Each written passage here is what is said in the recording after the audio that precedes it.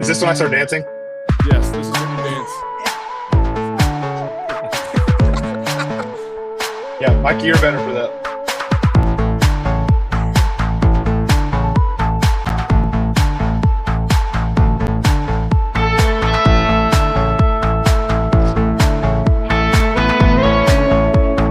All right, welcome everybody. Welcome back to the PCA NextGen podcast.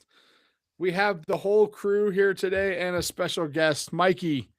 Well, Why don't hold you on. introduce our guest? Not the whole crew, because the one and only, our favorite old man, Tim Malone, is not here. Okay, No. so we are That's true. definitely That's true. down a dude. And Tim, if you're listening, we do miss you. I think he's busy. Doesn't he have staff meetings? No, usually? Tim sacrificed so that we could have an even 4 squares. Yeah. That was Oh. his. Yeah, Yeah. he threw Wow. himself Took on the one for grenade. the He's like, team. Thank you, Tim. Thank you, Yeah. Tim. You made room so that Brown could be engrafted There you into go. our community. There you go. So we have a special guest from Lakeland, Florida. If you catch the theme, now Matt has left us in Florida for colder weather in Colorado for some reason. oh no, I'm We one of don't- those kids that's not the same. Right. the Which the one old of us- Sesame Street bit. Yeah. Well, Brown is from Lakeland, and Brown is at Trinity Presbyterian Church, PCA Church in Lakeland. They're known for church planting, right? One of the hubs for church planting in Lakeland. Yep. And they've planted, I don't know how many churches they planted, but quite a few, it seems like. And Yep. Brown is currently the family pastor? Family Discipleship ministry- pastor. Discipleship pastor at Trinity Pres.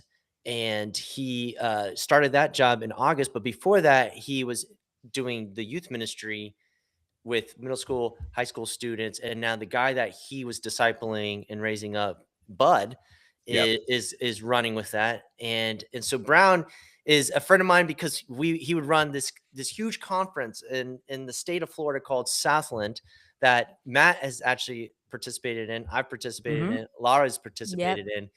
And we've always been blown away by how organized Brown was and able to get a bunch of unorganized youth pastors together to somehow, some It way, is what we're known for. Yeah. to somehow, some way pull off a conference where 500 kids are safe, believe it or Yeah. not, Yeah. and survive and are Right. fed Right. and don't die. And Right. yet we haven't had any deaths yet, and it's been absolutely amazing. So, drum roll, everybody. This is Brown Peterson. You know, it doesn't get any better than this. But thank also you Brown's- guys, yeah. Brown's a good friend, so he's a good friend to all of us. So No, Yeah. excited to be here. Thanks for asking. I told Mikey I don't know what I bring, but here we are. So I'm excited. we have Well, you Brown- right where we want you. This is Perfect. Good. Well, Brown, how did that get started for you? Tell us a little bit about your story and how you came to know the faith, and how did you get into youth ministry to begin with? Yeah. No, that's a great question. So I grew up in Plant City, Florida, which is about 30 minutes from Lakeland, and it's kind of in the middle of Orlando and Tampa. And so I grew up there. I grew up at an EPC church, and I was, kind of the typical classic, just knucklehead of a student in middle school and high school, and didn't take faith seriously, but I enjoyed going to church. And my youth pastor, he was extremely persistent and amazing toward me, even when I probably wasn't that great toward him. And I had some great friends at church, but what was said at church did not affect my decisions outside of that. But it wasn't till the end of high school, kind of going to college, where the gospel kind of clicked for me and made sense. And it was probably a mixture of that youth pastor, but also I had college friends who became Christians in college, kind of came back to Plant City and gave me the gospel.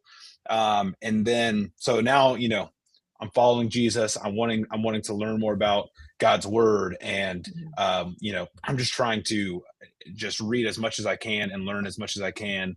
And then the church I grew up at, I kind of came back to Plant City in the middle of my sophomore year of college because my now wife, then girlfriend, was there.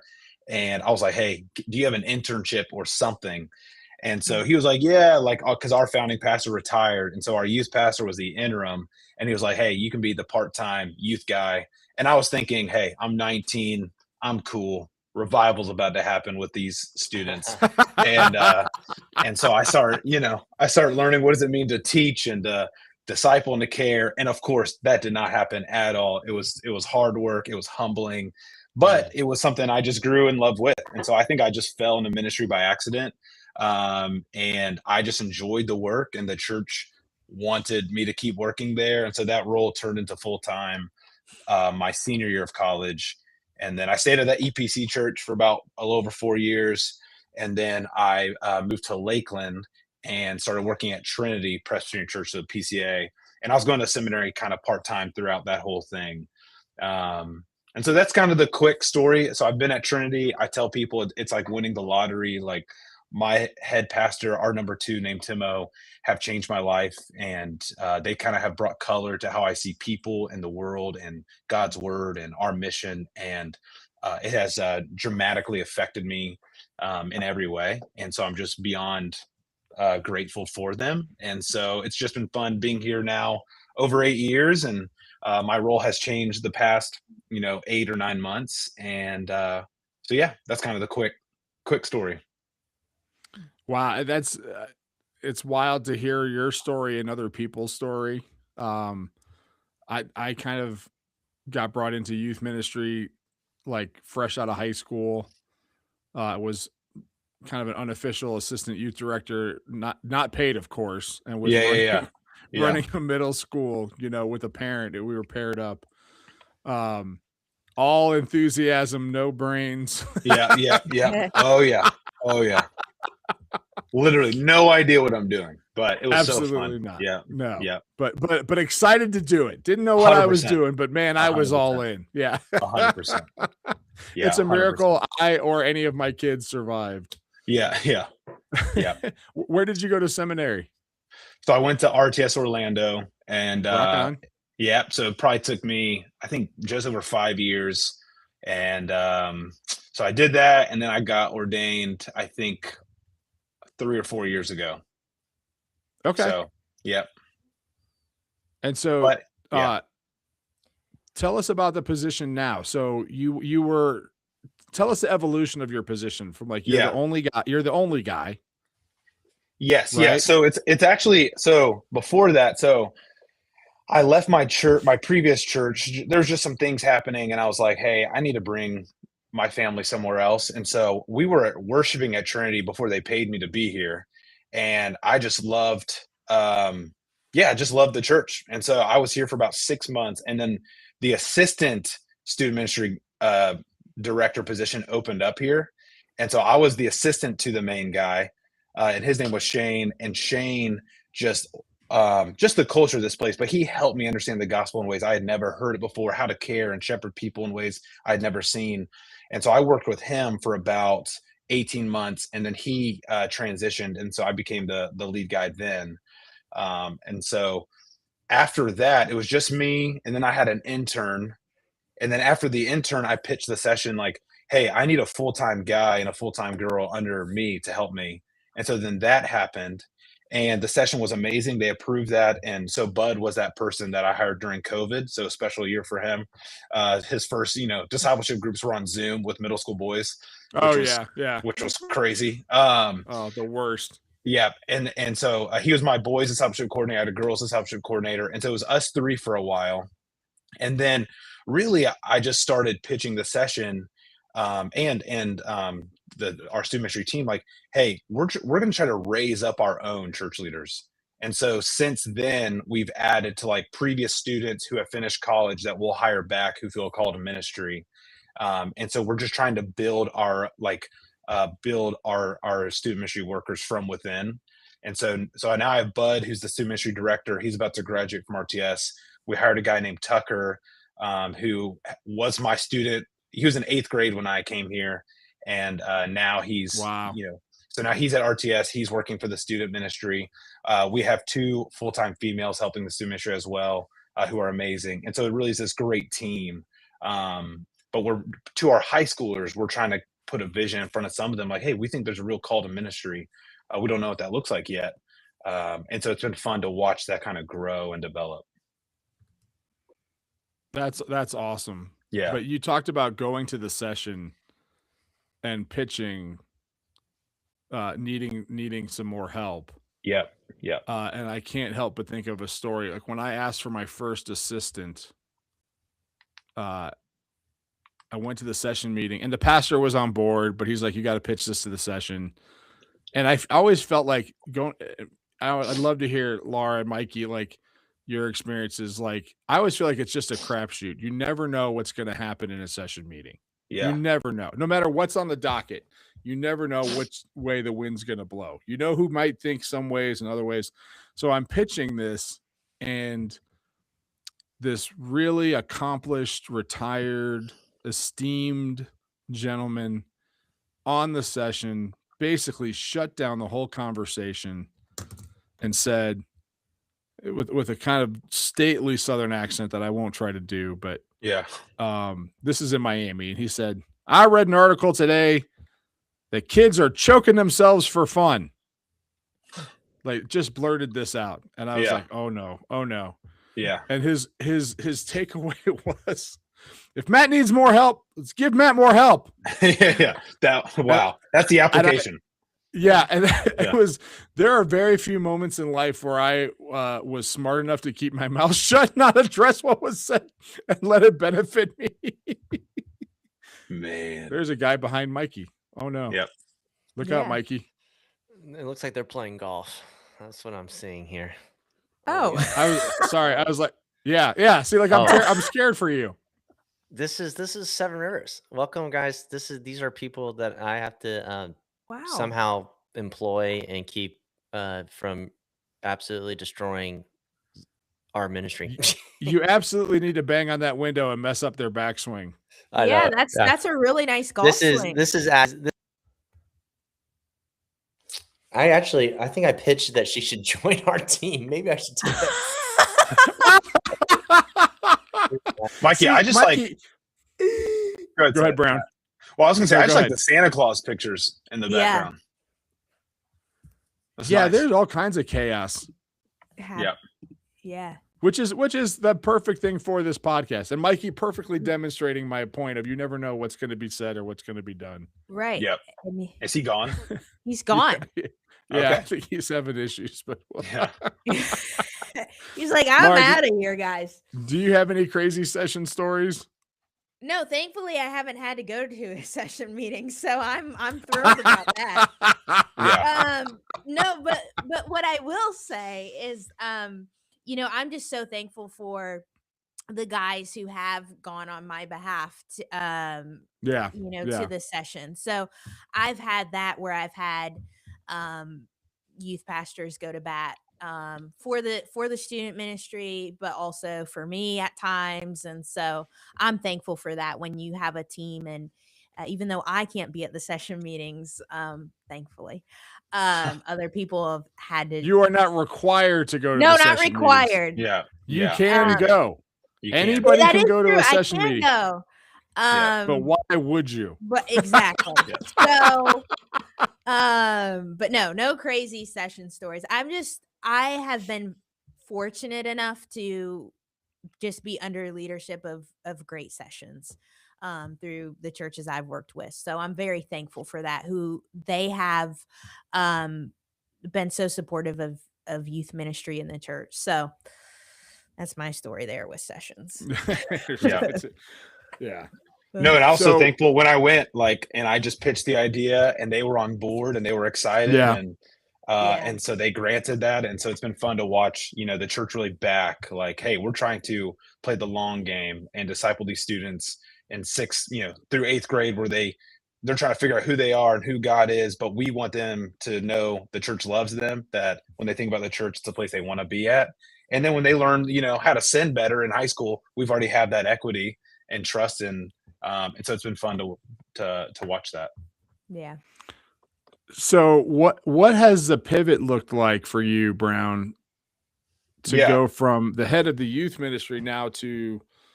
Yeah. So Trinity, we're like a mom and pop shop that's tried to figure out how to be professional. And so this job wasn't there wasn't someone before me, but essentially my role is I oversee all the ministries. And so the other directors, and really I'm just there to hey, how can I help you? How can I pray for you? What's going on? I want to really just represent them well. But then my main energy goes toward overseeing our community groups that happen throughout the week and care for those leaders. And then they wanted me to create a men's ministry, which is essentially like, hey, how can I provide a discipleship system to the men of our church? So my energy has gone there while trying to care for the directors of the different ministries. And so your title is now discipleship pastor. Okay. And is that assistant or is that associate? I was an assistant for 3-ish years, and then I just was the associate at some point in the fall. Oh, awesome. Congratulations. Yeah. So, which if you don't know the PCA, you might be like, what are they talking about? But anyways, it's a weird rule. It's like tenure. It's a little bit like tenure. Yeah. A little bit like tenure. Yeah. It's more fun when it was like they could fire me at any point. So now it's not as fun. I like living on the edge, but yeah, there is a little masochism in there you go. Yeah. And I think it's built into youth ministry. That's like, sorry. Mikey, are you in a safe place? Like, do you need help? I'm being traumatized. I'll just say that much. Let's just say my staff has shrinked in size in the past 5 minutes. Wow. I've fired 4 people. I have protected you guys from some obscene things in my back window. So that is awesome. It's the little things. People just don't see this. If you're not watching on the YouTube live, you're missing out on some interesting things. Yeah, this isn't translating to Spotify. You can't see the chaos that's happening behind Mikey, which is just great. Mikey's got a beautiful picture window with Christmas decorations. I'm in a bunker, so there's nothing.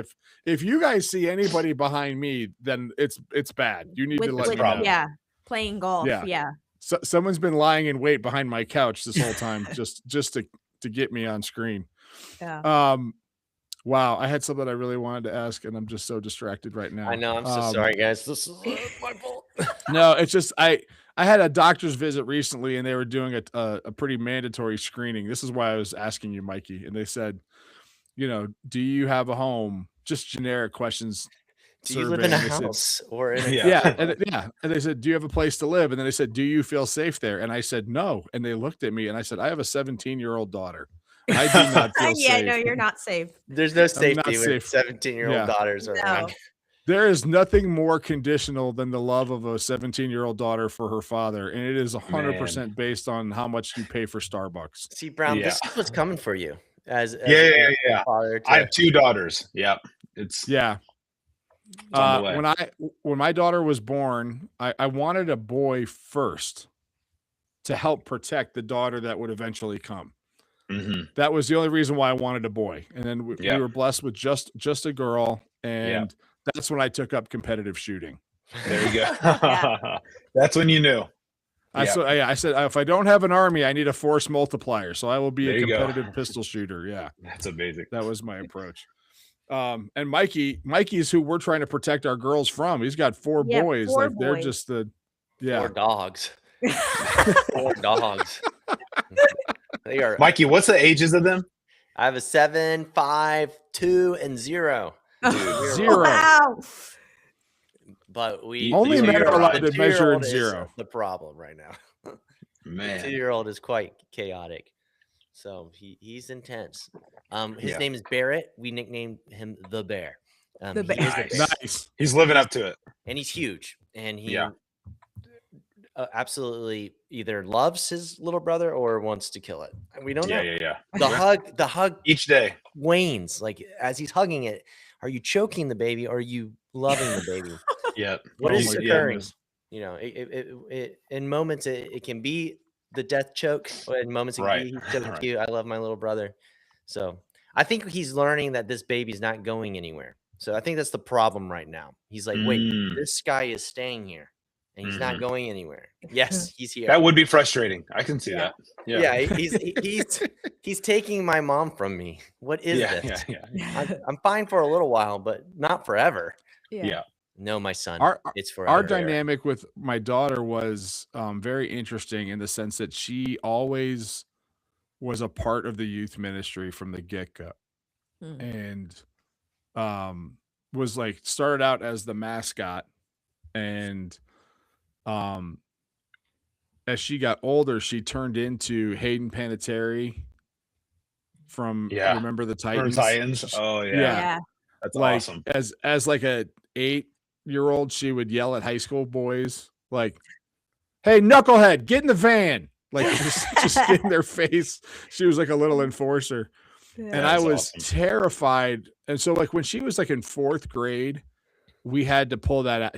We had to pull back on that because she didn't like being on the sidelines anymore. She wanted to participate. Mm-hmm. And we're like, well, this isn't for you yet. So we had to create a little divorce there. But when she came into the youth group, we were both terrified. And I thought, if she's going to be the enforcer, I can't have her doing that. Yeah. And that was not the problem at all. I had no idea what the problem was going to be. And we had quite a learning curve.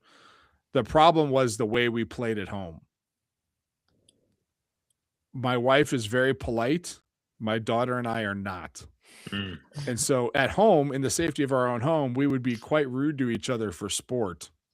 Laura knows what a tough kid my daughter is. Oh, yeah.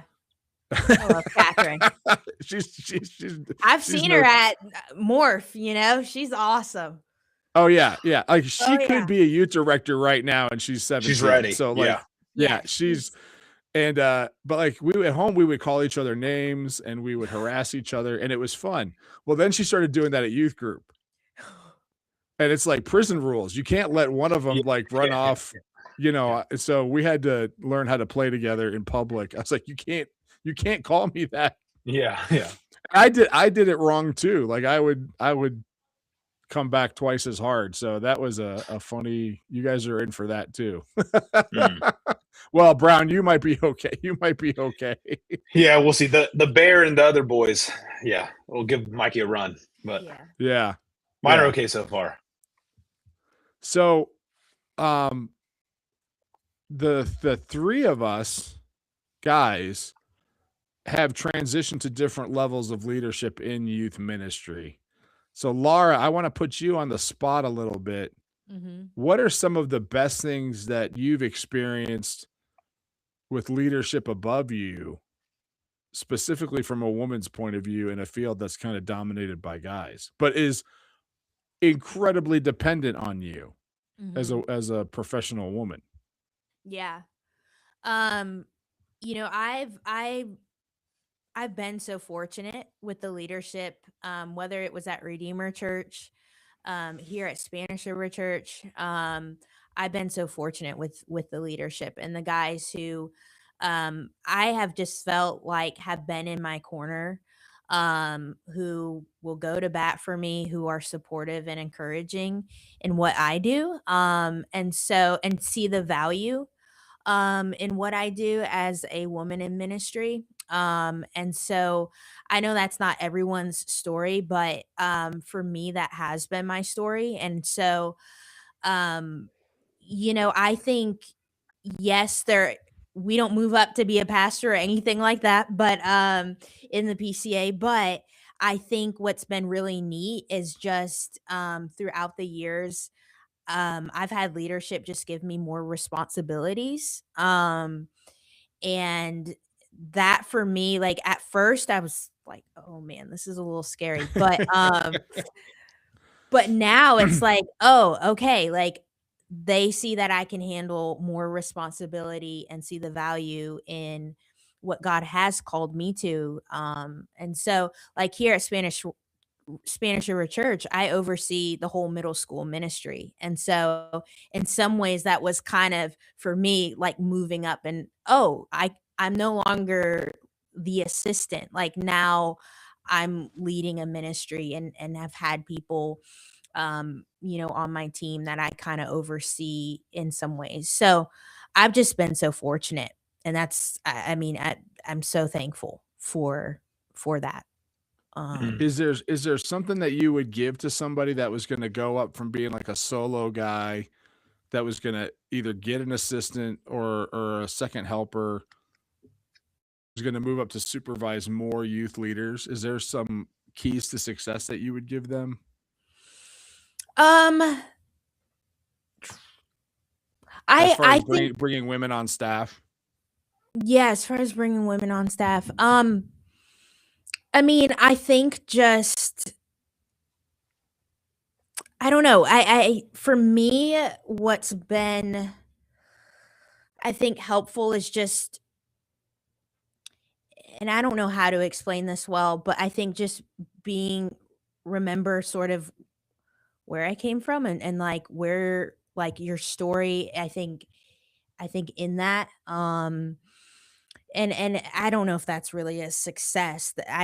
That's just what has helped me, and I think what can help, and just like I said, seeing the value in someone, I think goes a long way in bringing people on your team. It's like, okay, seeing that value, not for what they do, but who they are.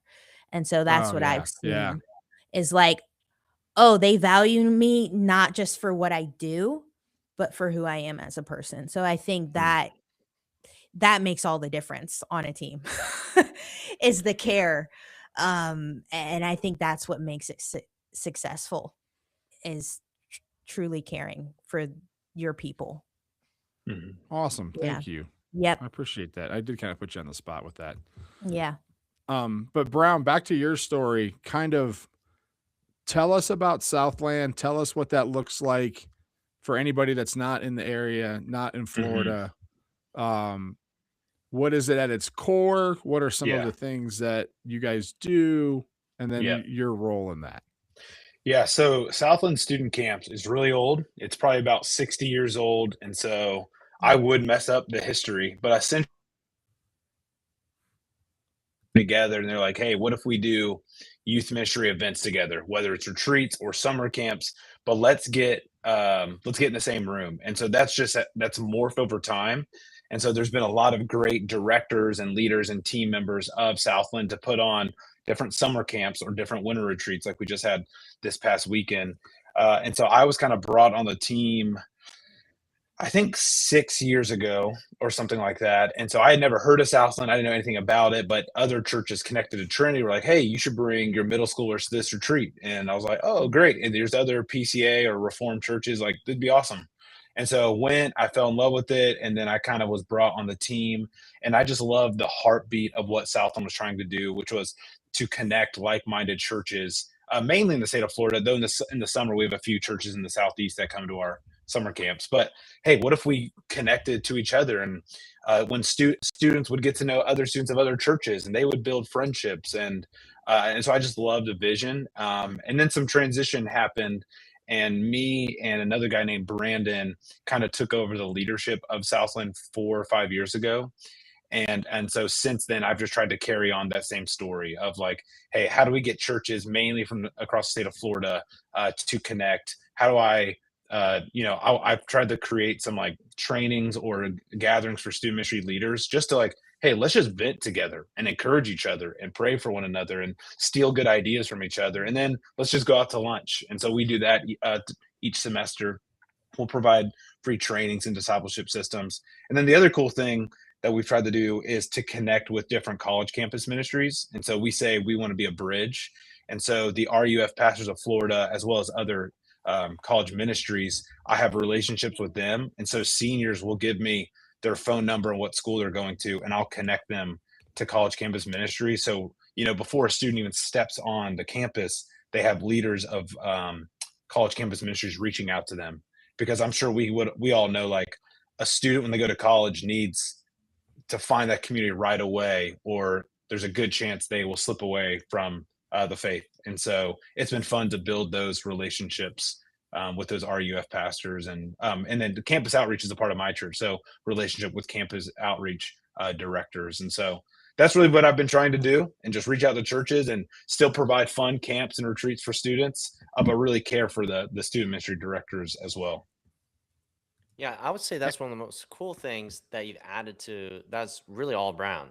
the whole like meetups and stuff like that. And it has been him. I think you do them in Orlando and Tampa, right? Yep. So if you're in Orlando and Tampa area, like you should definitely go to, is it southlandcamps.com? Org. Yep. .org. Go there. Is there those meetups on there on the website as well?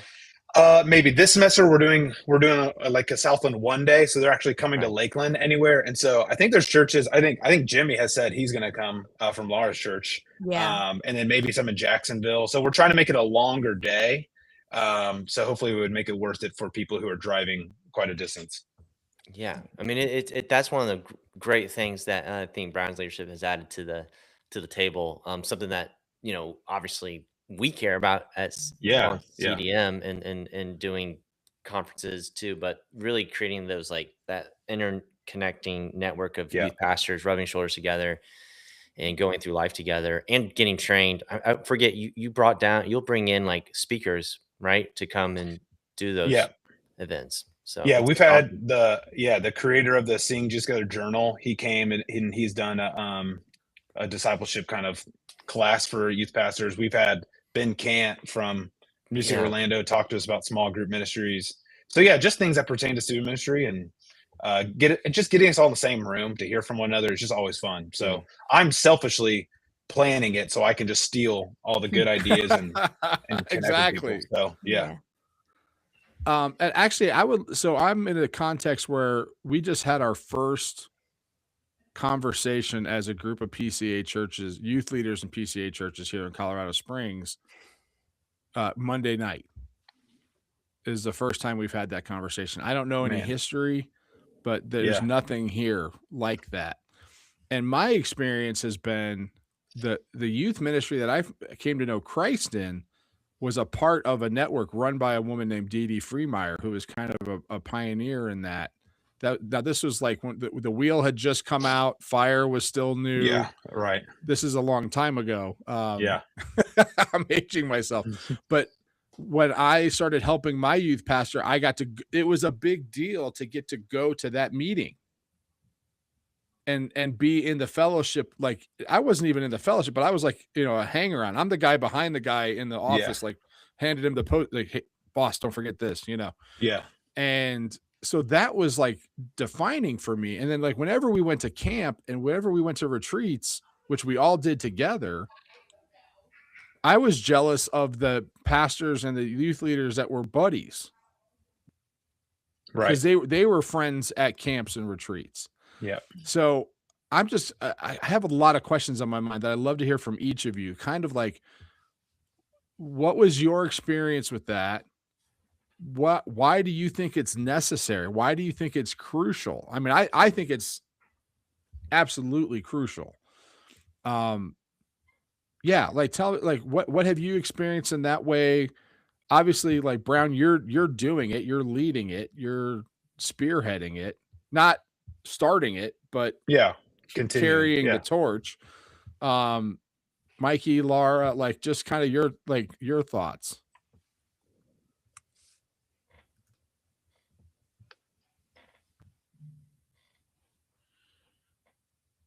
Well, I'll go. I was like waiting on Mikey, but I mean, like you said, it is so important. Like we need it. And I know for me that started with RYM and going to RYM for so many summers, and you just run into the same youth pastors and youth leaders, and so that really formed just a great bond and friendship with those people, seeing them time and time again.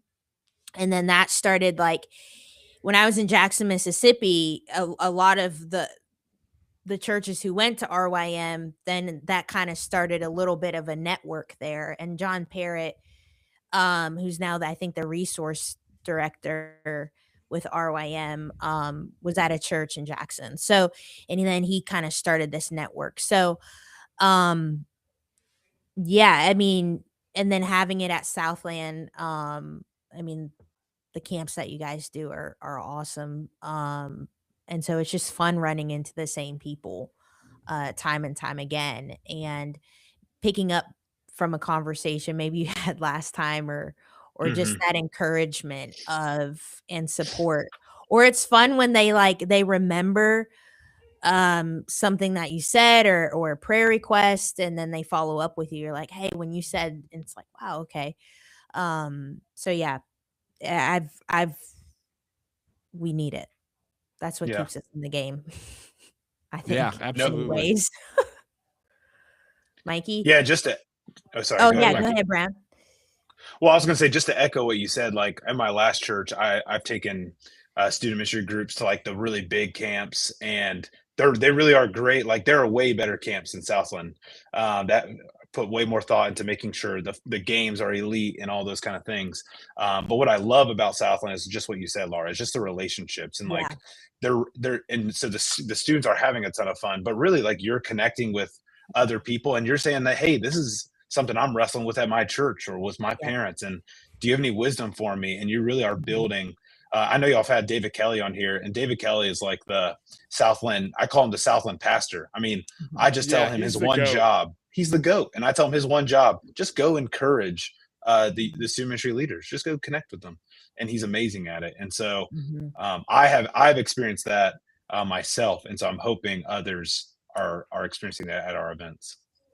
I think one of the things that I'm realizing, when you start, and more especially this year, just when you start doing ministry, you want to do things for God. You want to do things significant for God. You want to do great things for God. I mean, and you're in youth ministry because you have to be crazy to be in it. It has to be because God told you to do it. So you're doing it. God, I'll do the craziest thing ever.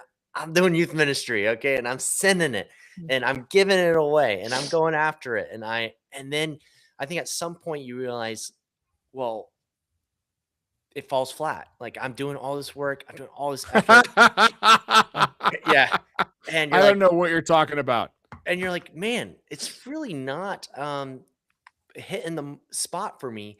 And it's been this idea of with Jesus, with people, doing life together. And really the treasure is Jesus, of course, but also the treasure is getting to do it with others, and the treasure is that today, or yesterday on February 25th, 2026, there was a group of kids that gathered in Lecanto, Florida to open up the Bible and to talk about the greatest news on the planet, and then to eat pizza together, and then to throw shaving cream on each other, and then to get picked up by parents who are mad that they're covered in grossness, and then to go home and then tell their friends this morning, like doing it with them, just in space, time, and history, that I've been born to do it today with these kids. I'm born to do this today with you guys, born to be part of in this moment, within the last 60 years, to do it with Southland, and to go and be like with people and with youth pastors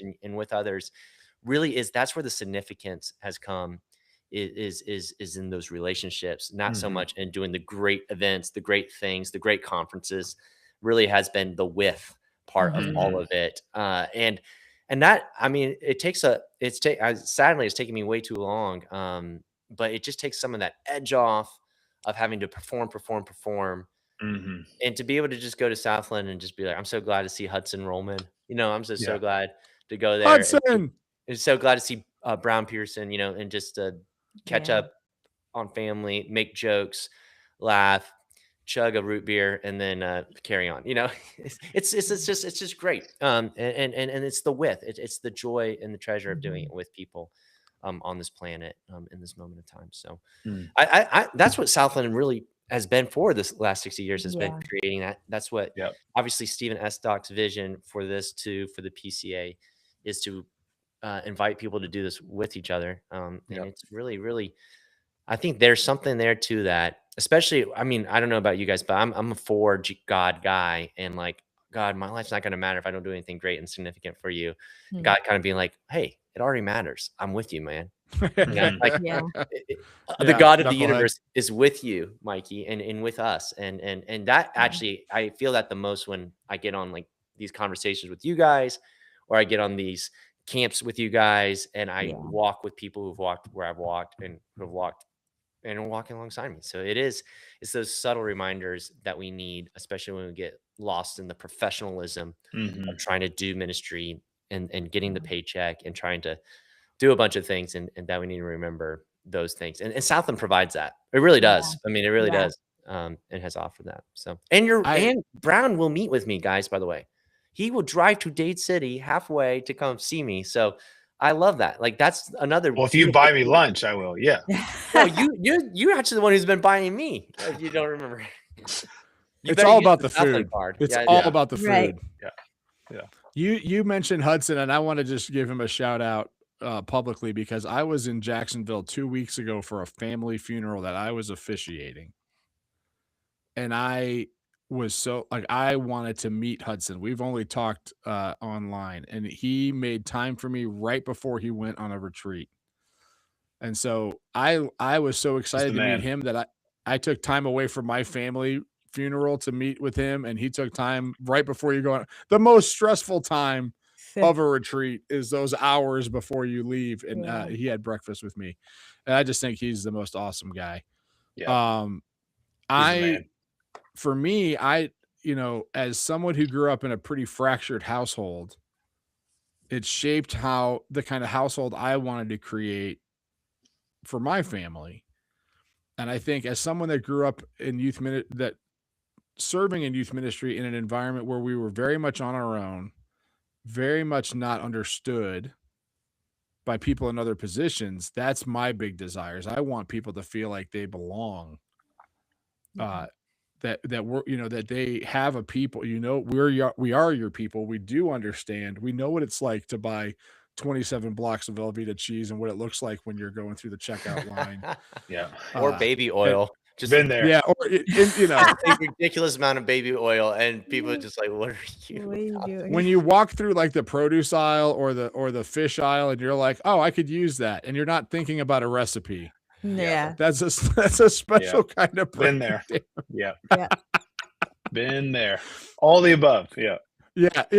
And it's always, to me, it's like, when you're buying youth stuff, because it's like you buy one of all these things or a couple, and then it's like a Diet Coke. Yeah. Like, oh, that's your job. And I've often thought that they need to create a credit card for youth ministry. Yeah.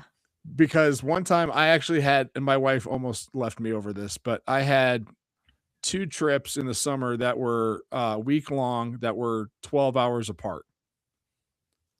So I went on the middle school trip to Georgia, came home, washed my clothes, left the next day to take the high schoolers to New York. Oh man. And we didn't have a church credit card back then, and some churches still don't. I don't understand that, but so I had to put everything on my card and get reimbursed. And my card got shut down because there's no way you could be in Georgia last week and be in New York City right now. Yeah. And I'm trying to buy pizza for 25 people, and I'm like, no, this is real. This is legit. Yeah, a credit card that doesn't ask any questions. Yeah, I've had to literally call our HR person who manages the credit card on the phone in like the middle of nowhere and be like, I am getting gasoline right now. We cannot go anywhere else until you say that it is okay on whatever email that you just got that this is appropriate. Yeah, you got to click this button. Yeah. You need to let them know, because we're stuck here. Because I can't, and I'm not gonna. I don't have any. Yeah, buying it for multiple cars. Buying it for multiple cars is a red flag. That's got to be something that just gets pushed right through. And so then it blocks me. I'm like, I can't. We cannot leave this gas station until this HR person clears us with Chase credit card. I'll give you a little hack. When it was my card, I learned to call them ahead of time and let them know, and tell them I will be buying multiple people gas. At once, I will be ringing this up. I will be in several states. My card has not been stolen. It's me. It's me. Yeah. Right. But yeah, so it's like that. It's that uniqueness that I'd like to, I want everyone to know that they're not that unique. They are unique, maybe on the church staff. I love those memes too, of like the youth ministry person next to the children's ministry person. Like it's not worth describing, but you can imagine. Oh man. So different. That's so funny. But Brown, so you're the discipleship pastor, but yet you have a reputation for running a program. Mm-hmm. Like you do, and I remember there was a time when there was a lot of backlash against, and it's funny because I guess part of my upbringing, I'm still like the poor kid. I'm still like the kid from the bad part of town. And so, but in reality, for the last 3 churches, well, I mean, I've worked at large churches for a while now, but I don't think of myself as a large church pastor. And if you're at a large church or larger, because like the average size of a PCA church is 200 people. If what I mean by a large church, if you have a youth person on staff, you're a big church by default. But there was like a backlash against having program and a push to like either family ministry or just straight up discipleship. What are as someone that's given a lot of time and energy to put on excellent events? Yeah. Is there a tension between program or events and discipleship? That's a great question. There's probably way smarter people than me that would give a better answer. I see what. Oh, sorry. Hang on. Okay. Sorry. There you go. Try that again. Am I good? Can y'all hear me? Yeah, you're good. Sorry. Basically what I was saying was, I don't see a tension. I think if you put your eggs all in an event or a program, or you're like, I just got to get my kids to a Southland camp or an RYM camp, then their lives are really going to be changed. That's just a bad mindset. Like those kind of things can resource your ministry. Like they can be helpful, but like the week in, a week out, small group, teaching, care, shepherding that you're doing is the main work. And so my main energy, like I don't know who I stole this from, but I used to tell our student ministry in August at the beginning of each year, we have one goal here, and that's for you to be great when you're 70. When you're 70 years old, we want you to be amazing men and women who love God's word, who commune with the Lord in prayer, and who serve people and serve the church. We're working toward that, and we're far away from that. And so how can I help you guys build habits and practices in God's word, in small groups, in prayer? And so like, I think that's the main work for a student ministry, for a discipleship ministry, for a women's ministry, whatever it is. But the event side, those can be just great, those can resource the main work you're trying to do, I think. And they have their time and place. Like, I think it's great when you can get your group where Wi-Fi doesn't work and you just get away, and it does create environments that have really special conversations and make amazing memories. But if all your eggs are in that basket, like it's probably going to be a failure, because I think the main work is the discipleship work. And so what would you say, how does an event let's talk about camps and retreats in particular. Yeah. What do you, how does a camp and a retreat resource a youth ministry? How does it resource discipleship? What is its role? Like, what does it bring to the table? Yeah, I think if you bring, so I'm speaking from the Southland side, putting that hat on for a minute. I think we can just aid what you're already trying to do. So we want to bring in a great speaker that you can trust, that it's going to give them the gospel and unpack God's word. We want to bring in breakout teachers, especially for high school summer camp. We provide these like interactive breakout teachers. Hey, these are trustworthy teachers that are going to talk about things that really are going to help your group, that you can take these teachings back home with you. And whether it's like skills to reading God's word, or it's how does the gospel affect, how I love and honor my parents, or the music, whatever it is, like we want to talk about the application of believing in the gospel.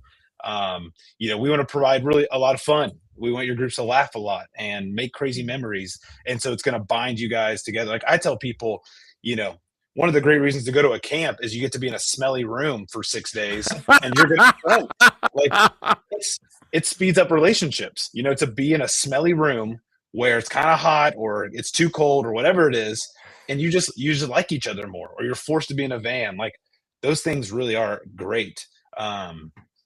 So I hope we're just resourcing and aiding your ministry, not like, hey, we're not going to solve your problems here or anything like that. Yeah, that's a great way to put it. I like to use this expression, relationally speaking, your weekly meeting is your regular season game. Yeah. A retreat is the playoffs. Yeah. And camp or a missions trip or both, that is the Super Bowl. Yeah. Like for your relationships. And there are, you said smelly. I have like, you're triggering actual like physical responses in me. There was a smell. There was 100%. A smell I experienced once that was so bad it made me angry. Yeah. Yeah. Yeah. Like I was physically angry at smelling it. I would not go into that room. No, and I don't know how that bag didn't burn through the concrete floor into the water table. Yeah. I think, doing student ministry, I think it's a miracle God can save one boy. I think it's a miracle. I do. And there's a kid right now that's going to graduate in a couple months that when he was in 6th grade, I took him to a camp. My man didn't shower one time or brush his teeth one time. And I'm just like, you're not a person, you know what I mean? Like, and now to watch where they are, and he's awesome, but we're just slower. We just take longer to cook. But though, I'm with you. Those parts of the camp or retreat are great for you, but you can't say all of my ministry is based on this one event when I take them away. Right. Right. And taking as many people as you can is not the measure of success of that event. Yeah, exactly. Yeah. If there's nothing in there, if you can't get time with, I'll tell you one thing. So the guy that I prayed with to accept Christ, his name is Michael Saunders, PCA pastor. And if I'm this old, you can only imagine how old he is. Wait, did you say Tim Keller? No. Oh, that's what I heard. That's what I heard. Tim Keller. Yeah. and he did something that annoyed me at the time as a student, but we would go on camps and retreats and he would schedule you had to pick a time to meet with him. Wow. During free time. And I thought, I don't want an appointment during free time at camp. But did I start doing that as a youth pastor? Absolutely. Whether it was that formal or not, like one of my favorite places was when I took kids from Maryland to Jersey, a place called Harvey Cedars. And we did a huge middle school camp there with Steve and Tim and Steve Dahlwig and Tim Malone. They were part of that for decades. My wife was a part of that as a middle school student, and I got to take kids there. They had it's this beautiful beach. I would just pick a porch. So like, okay, guys, come by and see me. And that was like the best It's time. awesome.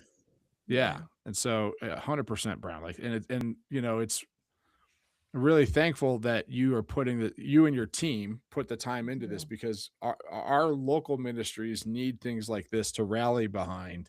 Yeah. To give us these great times, because our kids are just inundated with commitments throughout the week. Oh yeah. And anything that your kid is involved in, that person that runs that thinks that's the only thing that matters for that kid. Yeah. Whether it's band or a team or a job.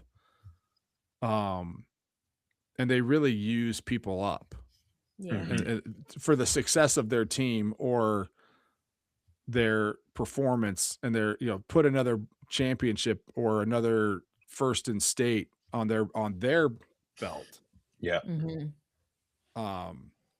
So to take kids away from all that and have an opportunity to be by themselves, to be away from all that is really incredible.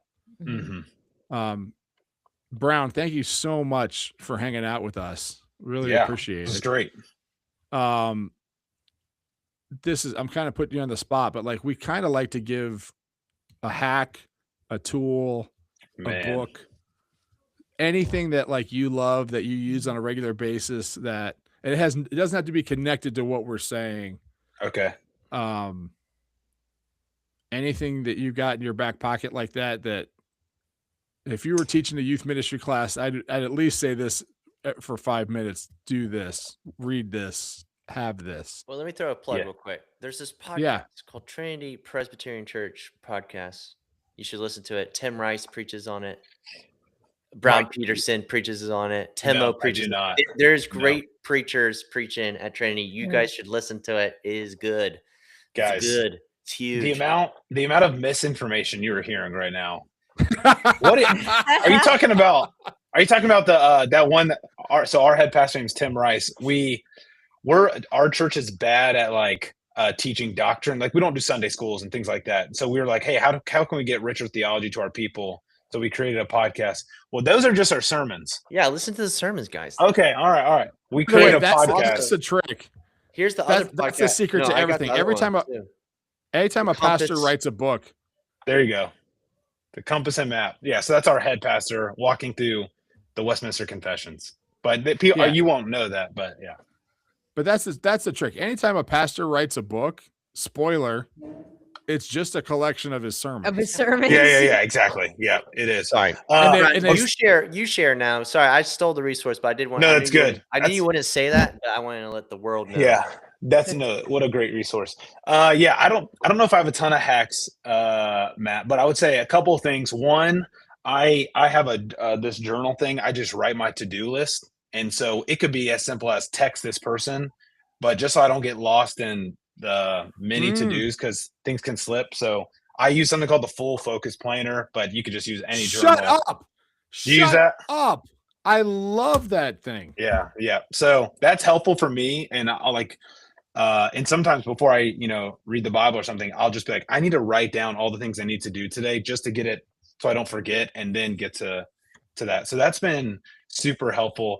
But if I don't know if this is a hack or just advice, but one thing I've learned in just working in ministry is we're called just to multiply ourselves. And so just giving yourself away, whether it's coffee or breakfast or, lunch meetings or just meeting with your leaders and people who also bear weight, like give yourself away to them as often as you can. And so I just always try to fill my schedule with the people who are doing such great work outside of the church building or who volunteer for my ministry or things like that.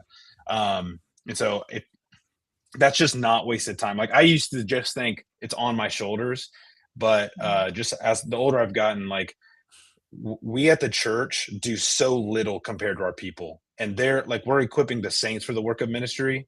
And so the insanely good work they're doing, I just want to, fan that flame. And so I just try to fill my schedule with those people. So I don't know if that's a hack though. It's time consuming.